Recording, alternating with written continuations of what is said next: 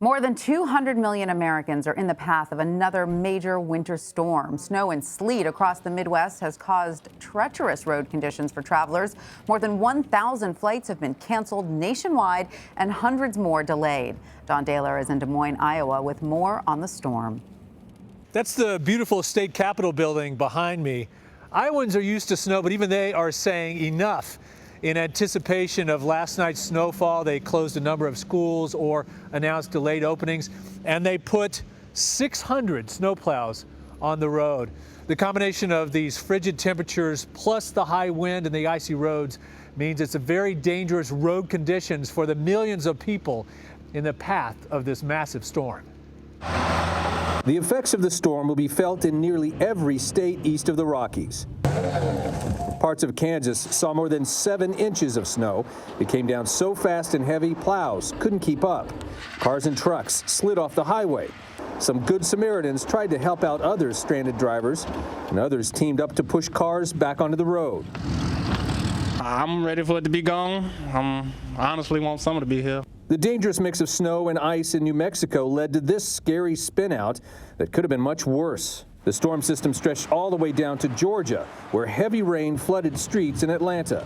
Much of the Mid-South is under a flash flood watch. In Madison, Wisconsin, which is already buried, they're expecting up to half a foot today. There's getting to be no place to put it anymore. Multiple states are closing schools, including Minnesota, Pennsylvania, Maryland, and Virginia.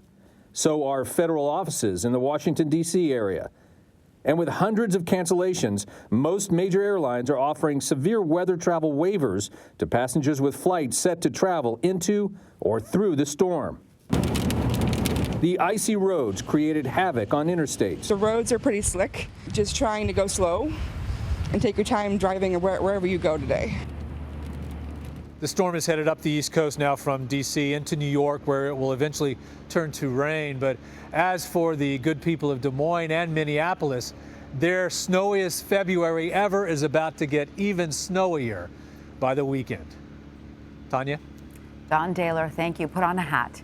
And CBS News weather producer David Parkinson joins me now with more on the forecast. David, what can you tell us? Tanya, this is still a very large storm, but the worst of the winter parts of it are starting to shut down on the East Coast. I'll explain that in just a moment, but take a look at the breadth of this. Anywhere in white, that's a winter storm warning. Anywhere in the purple, that's a winter weather advisory. So it extends pretty much continuously from Nebraska to New England. So it is a large storm system, but here is the radar, and here's what I mean about the collapse happening. You can see all this warm air feeding into it. So yeah, we've got some snow ahead of it. Yeah, the snow happened a little bit earlier than we thought in New York City, but for the most part, it's starting to slow down. But let's take a quick radar tour here. We'll zoom into Minneapolis. You can see these bands just rotating in. That's where the heaviest snow is. They're going to see another half a foot of snow there. This will probably be their snowiest February on record, both in Des Moines and in Minneapolis. And then the East Coast, here's the interesting thing here. Watch that mix line just start to inundate into Washington, D.C. They're done with the snow, not before getting about 3 inches in D.C., and then you go back to Loudoun County, you got about 5 or so inches. But here's the interesting thing. Look at how all these deep colors are starting to shut down to the west. The amount of snow that is going to come behind this is much reduced. So that's good news. If you're looking outside New York City and you're saying, oh boy, this is going to be a big one. No, I don't think so. It's really going to shut down. So that's the interesting thing. Here we go. Everybody walking through the shot. Wednesday evening, here is your shot for the beginning of your evening commute. You'll see the mix line starting to set up here. It's all rain for D.C., all rain for Philly, and knocking on the door of New York City. Then as we get into the overnight hours, watch it all advance the warm air. And so it's just snowing in down East Maine, but it's rain in Boston and rain everywhere else. And that's it for this storm. But here's the interesting thing about this storm. First off, we were talking about the jet stream yesterday, how it had those crazy fast flights. Yeah, that's the jet streak still out there. But take a look at how deep the jet stream dips down. So here are your current temperatures, right? You've still got some cold temperatures in the east, but watch the warm air surge in for tomorrow. Those are some warm temperatures in Florida. You picked a good week to vacation in Florida.